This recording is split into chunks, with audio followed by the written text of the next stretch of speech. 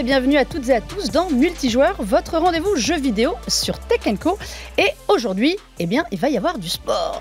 Et pour ça, j'ai deux invités pour vous parler des jeux de sport, mais aussi, vous allez comprendre très très vite d'un autre sujet avec Chris Clippel. Bonjour Chris. Salut Melinda, salut, merci de me recevoir. Voilà, journaliste et créateur de Rockstar Mag. Exactement. Donc, petite idée, les amis, de ce dont on va parler. Un jeu un peu attendu, beaucoup. Un petit peu, un petit jeu indépendant, petit budget. Petit budget, voilà, surtout. Et face à toi, pour la partie sport, franchement, on ne pouvait pas y couper. Alix Dulac Nanix, bonjour. Comment ça va? Écoute, ça me fait bien plaisir de t'avoir avec moi. En intro, t'as dit avoir du sport, ça me rappelle Feu, une émission que je présentais. Donc c'était très drôle. C'est Ouais. vrai, c'était pas À la fois de la nostalgie, un peu de joie, peut-être un peu de tristesse aussi. Non, en vrai, c'est cool. Mais voilà, journaliste, streamer. Oui, beaucoup de choses. Il y a trop de choses pour le synthé. Ouais, c'est ça. On a fait garder ce truc. On a synthétisé. Parfait. Moi, tu viens de tout nous raconter. Mais surtout, grand connaisseur des jeux de sport, des jeux de foot. Oui. Surtout. Donc voilà, vous avez un avant-goût du programme qui nous attend pour ce nouveau numéro. Et on va commencer tout de suite avec l'actu à chaud.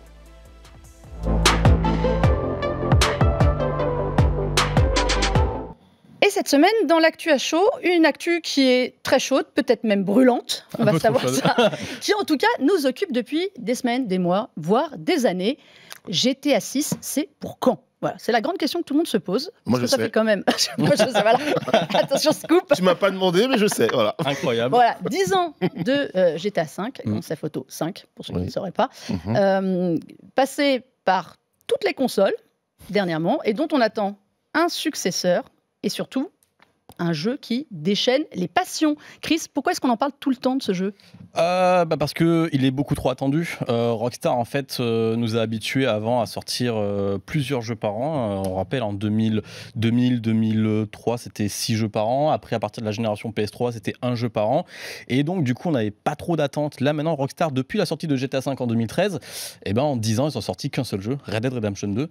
Et donc, c'est la première fois de l'histoire de Rockstar qu'on attend autant un nouveau jeu Rockstar, mais aussi un nouveau GTA, puisque cela fait déjà 12 ans que le dernier GTA a été annoncé, c'était le 25 octobre 2011 avec GTA 5, et donc ça fait 10 ans maintenant que GTA 5 est sorti, et on parle pas en fait simplement d'un jeu vidéo, en fait, on parle simplement tout simplement de la suite du produit culturel le plus vendu de l'histoire, puisqu'en 2018, GTA 5, c'était 7,5 milliards de dollars générés à lui seul, ce qui est plus que les derniers Star Wars. Il y a 5 ans. Il y a 5 ans. Un jeu qui est toujours au top des ventes tous les ans. Sachant que depuis 2018, c'est là où le jeu a encore rapporté le plus d'argent. Donc je pense, sans trop m'avancer, qu'aujourd'hui, il a peut-être dépassé les 10 milliards. Donc c'est plus qu'un jeu vidéo, c'est juste le produit culturel le plus attendu qui devient un phénomène de société.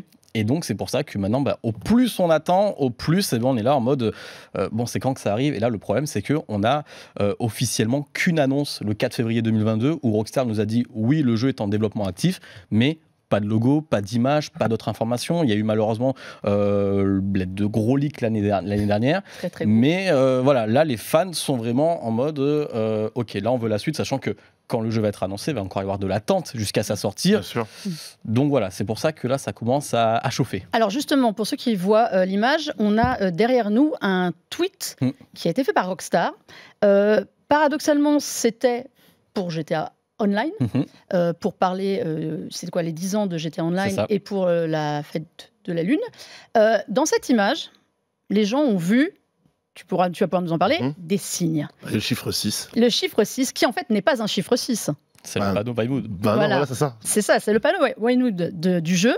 Toi aussi, t'as envie de voir des signes partout, Nani ? Ouais, enfin, faut arrêter. Il y avait eu la sortie, je crois, pareil, j'étais online déjà, la sortie d'un DLC avec des coordonnées sous le titre, et les gens s'étaient amusés à trouver les coordonnées, à les mettre sur Google Maps, et hop, incroyable, regardez, il y a un 6 indiqué sur un territoire, là, regardez, c'est incroyable. Faut arrêter. Rockstar, en fait, on le sait, ils maîtrisent très très bien leur com, ils cultivent la politique du secret. Et lorsqu'ils seront prêts, ils seront prêts. Donc aujourd'hui, il y a un petit peu trop d'excitation de la part des gens, et pour rebondir sur ce que disait Chris, il y a aussi le phénomène RP qui a beaucoup pris sur Twitch, qui fait que le jeu a retrouvé encore un second souffle. Et donc, du coup, les gens sont encore plus en attente en disant attendez, je m'éclate sur ce jeu.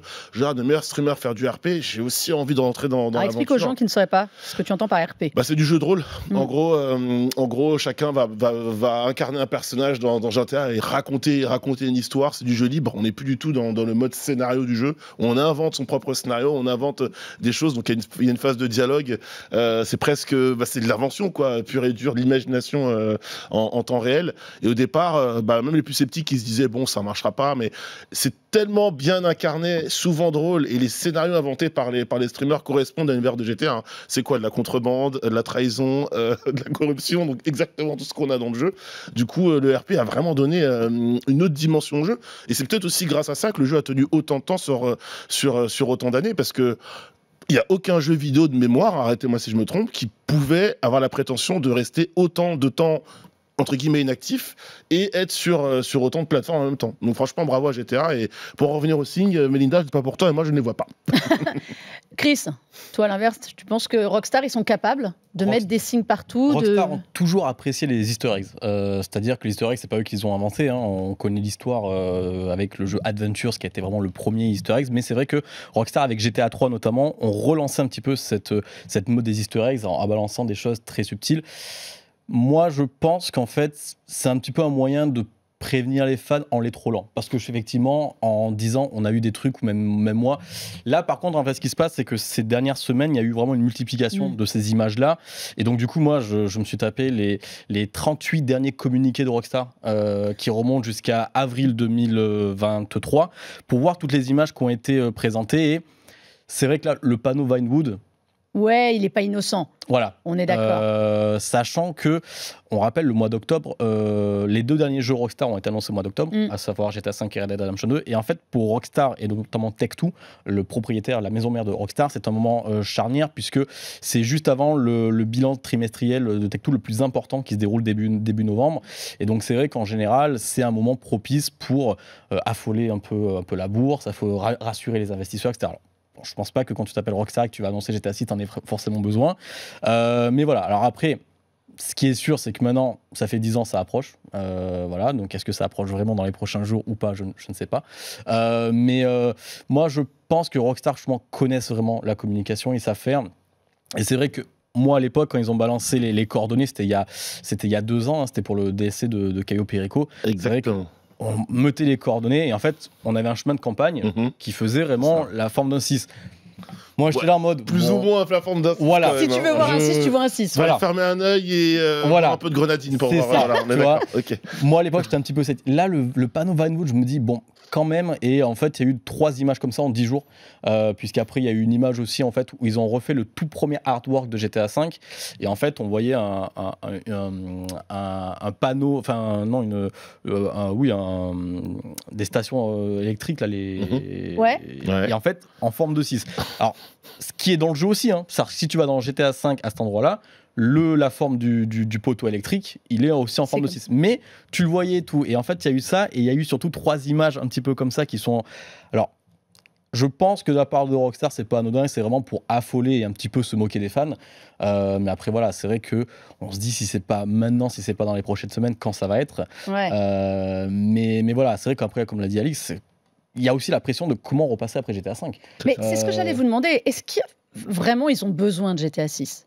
Ils ont GTA Online qui cartonne, qui leur rapporte quand même pas mal. GTA 5 se vend encore comme des petits pains. En fait, eux, ça fait 10 ans, allez, sans doute 5 ans, vraiment 6 ans qu'ils préparent GTA 6. Est-ce qu'ils ont un besoin, une urgence à le sortir ? Parce que tout le monde en parle là comme si c'était imminent. On sent que ça commence un petit peu à s'essouffler sur GTA Online. C'est-à-dire qu'au début, GTA Online, c'était 4 grosses mises à jour par an. Depuis 2018, avec la sortie de Red Dead Redemption 2 et de Red Dead Online, paix à son âme, on n'est plus qu'à 2 grosses mises à jour par an, mais on sent que ça commence à s'essouffler depuis 1 an, la dernière mise à jour qui était... ils se gardent des billes pour la suite. Voilà, moi je pense qu'ils sont en train de lever le pied parce qu'ils se disent, au final, il y avait une rumeur sur une 2e extension de map qui n'est jamais arrivée, qui à mon avis n'arrivera plus parce que au point où on en est, maintenant il faut garder des cartouches pour la suite. Donc je pense, parce qu'au bout de 10 ans, mine de rien, comme l'a dit Alix, il y a très peu de jeux qui arrivent à tenir comme ça, voire même aucun. Je pense que c'est vraiment à la fois le RP, mais à la fois les nouvelles mises à jour gratuites qui rajoutent à chaque fois du contenu. Mais là, on sent que au bout de 10 ans, ils en ont fait le tour. Les joueurs commencent à en avoir marre aussi. Hein. Puis la vie d'un studio, c'est la prise de risque. Et honnêtement, Rockstar, jusqu'à présent, ils n'ont pas fait beaucoup de faux pas dans leur carrière de développeur, de studio de développement de jeux vidéo. Et ils ont quand même dit que sur ce GTA 6, ils voulaient le soigner. Et il y a tellement eu de choses depuis GTA 5, de nouvelles technologies, de nouveaux moteurs, de nouveaux jeux, des gros jeux ambitieux qui se sont cassés la figure dès le lancement. Vous suivez mon regard, vous savez de quoi je parle. Donc, du coup, la pression, ils l'ont aussi de leur côté, mais ils ont aussi un petit peu pu analyser le marché et sonder un peu ce qui faisait la force du jeu vidéo aujourd'hui par rapport à leurs produits de base. Donc, je ne vous dis pas là tout de suite, bon, j'ai la date pour GTA 6, mais je ne peux pas vous la dire. On va parler après l'émission. Voilà. Non, mais je vous dis pas que GTA 6 va arriver, va tout cartonner, mais déjà le jeu part avec une base de fans hyper importante. Et après, si à minima, il est aussi cool que le 5, je me fais pas trop de soucis pour GTA 6. Alors, je vais vous faire part de ma théorie. Ça me fait plaisir. Pourquoi est-ce qu'on arrive à 10 ans et pourquoi il est temps de changer ? On s'en parlait beaucoup ici hors antenne, des gens qui ont joué à GTA 5 avant d'avoir l'âge de jouer à GTA 5. Voilà, il en existe. Et il y en a d'autres. GTA est un jeu qui a fait énormément parler de lui. On se souvient, le premier week-end de sa sortie, il s'était vendu en millions, on parlait en millions d'unités. Et c'est un jeu qui était donc Peggy 18. Il y a donc toute une génération de jeunes joueurs qui avaient genre dans les 10 ans et des grands frères qui ne pouvaient pas y jouer et qui ont pu... Et je pense que ça contribue au succès annuel de GTA, c'est-à-dire que chaque année arrive une génération, année, qui pouvait s'acheter le jeu tout seul parce qu'elle arrivait à 18 ans. Sauf que les joueurs qui, il y a 10 ans, avaient été très loin d'avoir l'âge, ont aujourd'hui largement dépassé l'âge, donc ils ont tous plus de 18-20 ans, ils jouent sur PS5, donc la version un peu PS3, ok, remasterisée PS4, PS5, ils en veulent pas, on leur amène à eux un GTA 6 qui va être à mon avis en effet dans le prolongement de GTA 5 parce qu'il n'y a plus de réservoir de joueurs, ça c'est ma théorie. Derrière, tous ceux qui voulaient le jeu sont arrivés à l'âge où ils y ont joué et les suivants, les plus jeunes, eux, ils veulent une nouvelle version. Et puis il faut que ton jeu corresponde aux codes de la génération. Voilà. Ce n'est plus les codes de la génération d'aujourd'hui. Ceux qui voulaient, qui avaient 10 ans à la sortie du jeu, aujourd'hui, ils y ont joué. Et pour moi, il n'y a plus de réservoir de joueurs potentiels pour l'acheter. On évite le déclin en sortant de nouveau. Moi, je me pose la question parce qu'effectivement, tous les ans, il se vend à 20 millions d'exemplaires. Tous les ans. Il faut se dire que 20 millions... énorme. Il y a des jeux qui rêveraient de ça. Il faut rappeler ça. Tous les ans, il y a 20 millions de personnes qui achètent les jeux. Il faut se dire une chose, c'est qu'aujourd'hui, un jeu qui va sortir ne fera peut-être pas les 20 millions. Un jeu qui sort là en ce moment. Et là, un jeu qui a 10 ans fait les 20 millions. Donc, je me dis, il y a toujours des joueurs, comment ça se passe, tu vois. Sachant que là, en plus, maintenant, GTA Online est devenu indépendant. Parce qu'avant, pour avoir GTA Online, il fallait acheter GTA 5. Là, maintenant, il est devenu indépendant. Donc, c'est-à-dire que les gens, ils rachètent quand même GTA 5. Et donc, et la pression doit être immense parce que ça me fait beaucoup penser à, étant fan de Michael Jackson, je rebondis sur Thriller Bad. Parce que Thriller a été... On l'a pas vu venir, celui-là. Ça n'a pas vu venir, hein. Mais Thriller a été l'album le plus vendu de tous les temps. Il était incroyable. Et Bad arrive 4 ans plus tard et qui est aussi, il rentre dans le top 5 des albums les plus vendus. C'est 4 ans plus tard, Bad. Et oui. Chris, t'es en train de nous dire que GTA 6, ce serait avec Michael Jackson. Ce sera le Bad. Ah non, attention, j'ai pas dit ça. Mais ce que je veux dire, c'est que j'ai l'impression qu'en fait, GTA 5 a tellement explosé que la pression, elle est énorme parce que comment passer après GTA 6 que même si tu fais quelque chose d'exceptionnel, surtout que maintenant il y a eu l'émergence des réseaux sociaux. Il y a de plus en plus de gens qui sont critiques, il y a de plus en plus, voilà. Je me dis, la pression doit être énorme et je pense que si ça prend autant de temps, comme tu l'as dit, ils aiment peaufiner. On sait que la nouvelle version du moteur Rage va être incroyable. Le Rage 9, c'était Rage 7 sur GTA 5, on est passé sur Rage 8 avec Red Dead Redemption 2. Donc Rage, c'est le moteur maison de Rockstar qu'ils ont eux-mêmes fait. Et là, ils préparent un Rage 9 qui est complètement incroyable. On va voir de l'eau simulée en temps réel. C'est la première fois qu'on va voir ça dans un jeu vidéo. Ça va être complètement dingue et je pense vraiment que s'ils prennent autant de temps et que bout d'un moment on peut plus, c'est que comme tu l'as dit, il y a aussi des jeux très attendus qui sont cassés la gueule et là ils n'ont pas le droit à l'erreur et au plus on va attendre, au plus il va y avoir une hype, au plus il va y avoir une attente des joueurs, au bout d'un moment il va falloir sortir le jeu. C'est ça. Et donc apparemment, a priori, annonce imminente, nous sommes au mois d'octobre comme tu l'as dit, donc ce serait pour bientôt. On va s'arrêter là pour GTA 6 parce que sinon on pourrait faire toute l'émission et je voudrais quand même qu'on parle sport. Tu veux pas la date de sortie, Vas-y, donne la date de sortie. Non, voilà. Après la pub. Après la pub. Non, je voudrais quand même qu'on se fasse une petite partie à quoi on joue qui est dédiée totalement au sport, messieurs, pour le reste de l'émission. Donc c'est un à quoi on joue un peu particulier.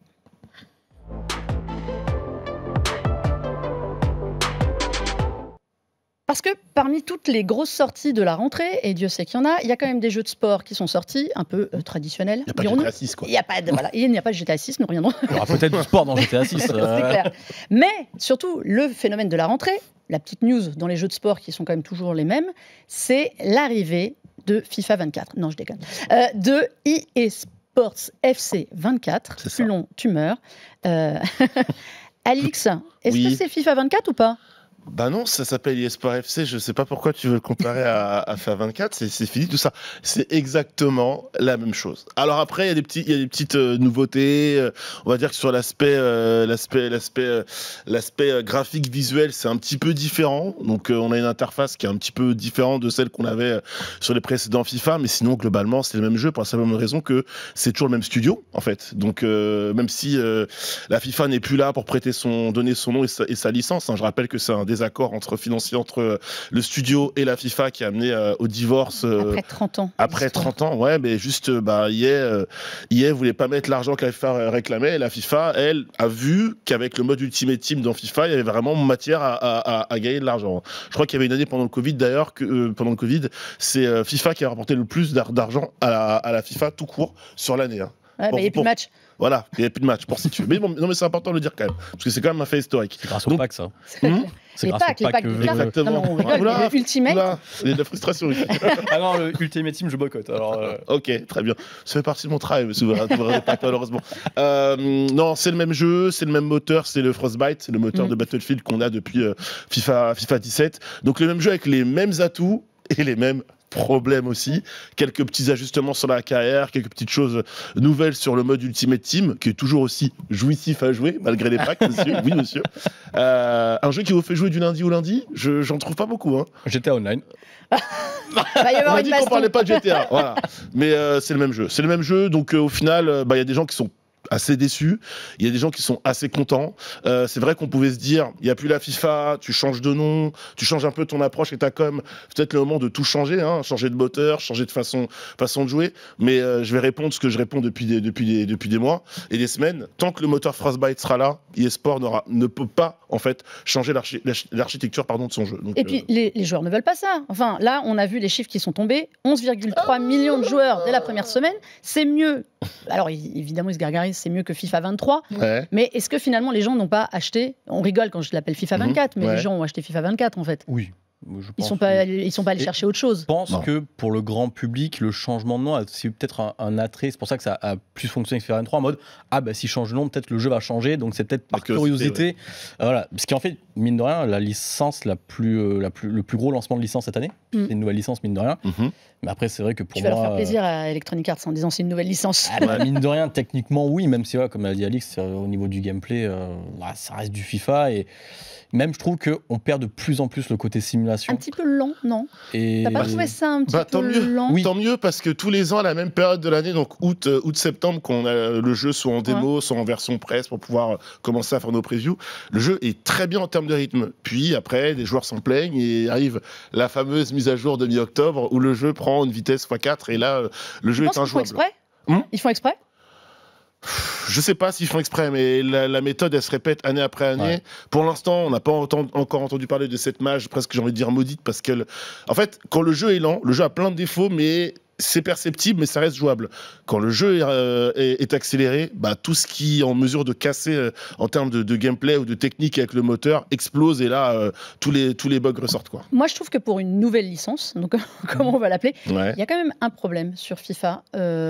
Je trouve que ça devient, au fil des ans, très très bien, très réaliste, difficile d'accès aux nouveaux venus. Vous trouvez ? Moi, je sais que j'étais un grand joueur FIFA. Ouais, moi aussi. Et tu rates une année et bonjour les photos dedans. J'ai arrêté depuis un an, parce que même le 23, j'ai joué une dizaine d'heures pour faire le Là, cette année, je me suis remis au bout d'un an. Ouais. La défense et tout. Ok. Tu vois, je trouve que pour des nouveaux joueurs, c'est pas forcément le jeu le plus facile. En fait, quand tu regardes un peu les scores des matchs en ligne ou les soirs entre potes, c'est des matchs qui se terminent entre 7-5, 8-6, 9-4. Il n'y a plus les fameux 2-0 un peu serrés de l'époque. Donc, c'est pour ça que tu disais à juste titre, ça a perdu le côté simu. Mais c'est aussi pour que le gamin de 8, 9, 10 ans puisse rivaliser avec son frère de 18, 20 ans aujourd'hui. C'est clairement la politique d'Electronic Arts, et même s'ils ne vont jamais le dire ouvertement, en tout cas, dans le gameplay tel qu'il est, il est clairement assumé. Donc, quand vous me dites que le jeu est difficile à prendre en main, la défense est difficile à prendre en main, parce qu'avant, bah, si on était un peu supérieur, on pouvait faire un clean sheet, donc un match sans but. Aujourd'hui, c'est impossible. Même en défendant de la meilleure des manières, il y a un compte favorable, une balle qui est touchée, le gardien qui se la met dans les buts. Il y a ce côté un peu incertitude du sport qui existe, mais tu as tous les matchs de football, il n'y a pas un gardien qui se trouve, il n'y a pas 14 il n'y a pas Giroud dans les buts. Il n'y a pas Giroud dans les buts non plus. Non, ça, le jeu l'a pas prévu. Ça, le jeu l'a pas prévu. Ils sont sur la mise à jour, d'ailleurs. C'est de la mise à jour. Il y avait une petite rumeur qui tombait comme quoi il aurait sa carte fut en tant que gardien. Ah bah écoute, il l'a bien au club. Ils l'ont bien mis dans son carte. Bon, alors est-ce que tu recommandes ? Bah, si vous avez NBA FIFA 23, oui, il n'y a aucune raison de passer à côté d'eSport FC 24. Et si vous jouez déjà plus à FIFA, vous voulez vous relancer, bah, c'est le FIFA sur lequel il faut vous relancer, parce qu'aujourd'hui, les autres, il faut les oublier. Les autres jeux, donc voilà, on ne parlera pas des autres jeux, il faut les oublier, il a dit. On parlait réalisme, on arrive à un point de réalisme dans le jeu. On sait qu'ils ont leur moteur à Hypermotion, Hypermotion 5. Ouais, c'est la technologie qui leur permet de faire de la capture de mouvement en temps réel. Sur des joueurs qui jouent réellement pour éviter la motion capture. Ça, c'est assez dingue. Autre jeu très réaliste qui est sorti, on va en parler très très vite, c'est NBA 2K24. Tout à fait. Qui atteint aussi des niveaux de réalisme assez dingues. Mais je trouve souffre aussi du problème de l'accessibilité. Ces jeux sont des jeux pour moi. Alors j'adore NBA 2K, qui est une licence à laquelle je joue depuis des années, mais je trouve que d'année en année, on peaufine, voilà, on voit les images. Enfin, c'est d'un réalisme digne d'un match. En revanche, je trouve que ça commence à devenir difficile d'accès pour les nouveaux. Il y a 3 choses à retenir rapidement sur NBA 2K24. Premièrement, c'est le même moteur depuis des années, donc même souci que pour FIFA, enfin eSport FC.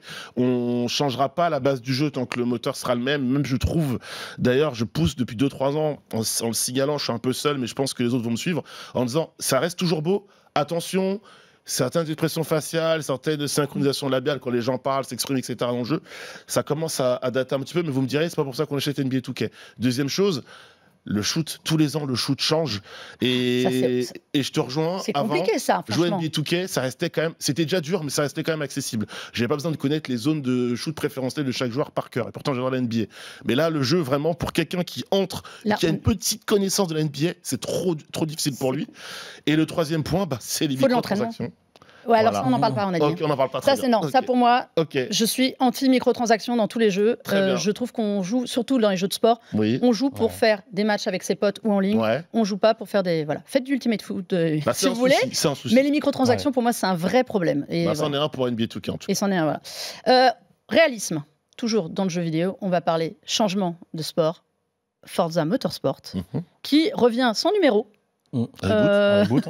Non, mais ça, c'est un reboot. Tu y as joué. Forza Motorsport. Qu'est-ce que tu nous en dis ? Qu'est-ce qui est nouveau et qu'est-ce qui est bien ? Parce que ça faisait quand même 3 ans qu'on attendait. Enfin, ça fait 6 ans qu'il n'y avait pas eu de Forza Motorsport. Exactement. Forza Motorsport, pour ceux qui ne savent pas par rapport à Forza Horizon, c'est la version vraiment circuit. Réglage peaufiné et simulation. C'est censé être des deux le jeu le plus beau aussi. Ouais, c'est le jeu le plus beau. Chris. Alors, il est beau, il est beau. Alors après, certains sont déçus. Moi, je trouve qu'il est quand même plutôt joli. La conduite est assez agréable, mais voilà, moi je pense que c'était le même souci avec Gran Turismo 7. Je n'accroche plus à ces jeux sur circuit. Ça fait depuis 1996 et le premier Gran Turismo qu'on fait le Fuji Speedway, qu'on fait les voitures, qu'on fait les mêmes circuits, qu'on fait les mêmes trucs. Tu refais le Nürburgring et Laguna Seca. Voilà, c'est ça, avec les nouvelles versions de la Ferrari. Et en fait, moi je prends beaucoup plus de plaisir sur un The Crew Motorfest, un Forza Horizon, en monde ouvert, etc. que là. Là, je l'ai fait. Et en fait, le problème, c'est que, alors forcément, c'est la guerre entre Gran Turismo et Horizon et Forza Motorsport. Et pour moi, en fait, ils sont tous les deux complémentaires parce que, on va dire que Forza a le côté, on va dire, un peu plus réaliste, plus joli, mais le mode carrière est sans âme. C'est-à-dire que c'est vraiment un menu où on enchaîne les courses sans cinématique ni rien. Là pour courir et c'est tout, quoi. Voilà. Et du coup, bon, alors l'IA est un peu plus intelligente, avec des trajectoires très différentes, ce qui rend les courses plus intéressantes. Mais à côté de ça, il y a aussi des endroits où elle est un peu très stupide. Par exemple, si on s'arrête dans un virage, elle va être derrière toi, incapable de te doubler, elle va faire des marches avant, marche arrière, elle est bloquée. Mais à côté de ça, quand on est en course, elle est ça plus... va se patcher, à mon avis. J'espère, parce que voilà, mais en course, c'est plutôt intéressant où elle va se défendre, même elle, des fois, elle va essayer de te sortir. Et surtout, l'IA part beaucoup à la faute, et même entre elles. Et donc ça, c'est plutôt cool. Donc ça donne... Mais... tu vois, avec Gran Turismo 7, j'avais eu du mal, j'avais joué une dizaine d'heures et j'avais pas, contrairement au Gran Turismo 7 VR, où là par contre le VR, parce qu'il y avait la VR, et ce Forza est très beau, il est très magnifique, sympa. Il est magnifique de réalisme, moi je trouve. Ah, je trouve qu'il est quand même. Moi, j'ai eu des soucis pour le tester. C'est Sur vrai PC et console, j'ai eu d'énormes problèmes. J'étais l'un des seuls testeurs à avoir autant de soucis graphiquement parlant. Il a été patché. Pour nous, en PC, test, juste avant, à la sortie du jeu, il y a un gros patch. PC, il faut une bonne carte graphique, sinon c'est même pas la peine de rentrer dans l'aventure Motorsport cette année. Et sur console, faut bien régler son téléviseur. Moi, ça m'a pris quelques heures, voire même 1 ou 2 jours pour trouver le bon réglage. Après, c'est beau. Est-ce que c'est plus beau que GT7 ? Je suis pas sûr. Je suis pas sûr. L'IA, en tout cas, normalement, dans GT7, dans Gran Turismo 7, était censée être supérieure puisqu'ils avaient fait toute leur communication dessus. Oui. Donc, ça, c'est vrai qu'elle était. Moi, il y a une chose que j'apprécie, mais parce que ça, c'est un avis personnel, enfin que j'apprécie, ce qui ne m'est pas utile, mais que je trouve très bien, c'est toute la démarche accessibilité qui a été faite dans Forza Motorsport pour permettre à des malvoyants de pouvoir jouer au jeu. Il y a une véritable assistance vocale. Vous avez l'impression d'avoir le copilote de rallye qui va vous dire où tourner. Il y a un vrai travail. On sait que Microsoft est très fort. Voilà, je voulais juste souligner ça pour le jeu. En effet, moi, en revanche, je ne suis pas fan des réglages parce que, ne conduisant pas, je ne comprends rien. Après, ils ont fait une option très sympa, c'est qu'il y a le réglage automatique qui permet en fait d'optimiser le réglage vraiment en fonction de l'accélération, du freinage, de la tenue de route, etc. pour ceux justement qui n'ont pas trop envie de se prendre la tête. Mais moi, c'est vraiment surtout les circuits, j'ai l'impression de jouer toujours au même jeu depuis. C'est le même, voilà. c'est le même. C'est le même public austère, c'est gris, il se passe 30. En fait, l'émotion. Tu l'as. Ouais, alors la météo dynamique est vachement cool. Donc ça, c'est trop bien fait dans le jeu. Mais l'émotion, tu l'as parce que tu as gratté une seconde au chrono, tu as fait un chrono de fou, tu as réussi un secteur, tu as fait un dépassement de malade. Mais tu n'as pas d'émotion à rentrer dans une histoire. Au moins, Gran Turismo, avec le mode carrière, tu as un petit peu ça. Donc après, c'est deux versions différentes, deux approches différentes de la simulation. La course automobile, pardon. On va finir avec son pendant, Arcade Nawak, qui est The Crew Motorfest, qui est aussi sorti. Pour le coup, penche totalement du côté de Forza Horizon. Nanix, un mot très vite, tu y as joué ou pas, toi ? J'ai pas joué. C'est vrai ? Non. Tu as joué ? J'ai joué, j'ai adoré. Moi, j'ai adoré aussi, mais après, j'aime beaucoup The Crew, qui a ce côté balade au grand air. Pour le coup, ça se passe à Hawaï. On change complètement de décor. C'est la première fois qu'ils quittent le continent. C'est un retour aux sources, techniquement, parce que, en fait, Ivory Tower, à la base, c'est créé par les équipes d'Eden Games. Ouais. Et qui ont fait les Test Drive Unlimited. Il y a ce côté de Test Drive Unlimited, beaucoup plus. C'est ça, et le premier se déroulait à Hawaï sur la même île, sauf qu'en 2006 avec Test Drive, c'était l'île à taille réelle, et là elle est beaucoup plus petite, c'est dommage, mais c'est un petit peu un retour aux sources. Mais en revanche, on est d'accord complètement, Forza Horizon, si vous aimez Forza Horizon, vous n'allez pas être dépaysé. Il y a ce côté un peu festival qui ne s'appelle pas festival. Moi, ce que j'ai bien aimé, c'est qu'on joue avec tout style de voiture. C'est ça. Je me suis retrouvée avec une vieille caisse des années 50 qui n'avançait pas, ou dans des bolides. Alors il y a la Lamborghini, la dernière Lamborghini. Mais voilà, c'est entre Horizon et Need for Speed, je trouve, dans l'esprit. C'est un petit voyage parce qu'il y a même, c'est des playlists, et il y a une playlist, par exemple, justement, Tour de l'île, où c'est même pas une course, c'est tu fais le tour de l'île, tu visites, et en plus, ça t'apprend l'histoire de l'île, c'est très beau. Et comme je disais, les voitures des années 50, ils jouent le jeu, c'est-à-dire qu'on n'a pas d'ABS, on n'a pas de GPS, on n'a rien. Et moi, j'ai beaucoup aimé, je trouve que même c'est mieux que le Forza Horizon, qui pour moi commence à s'essouffler un petit peu, depuis le 3, c'est la même formule.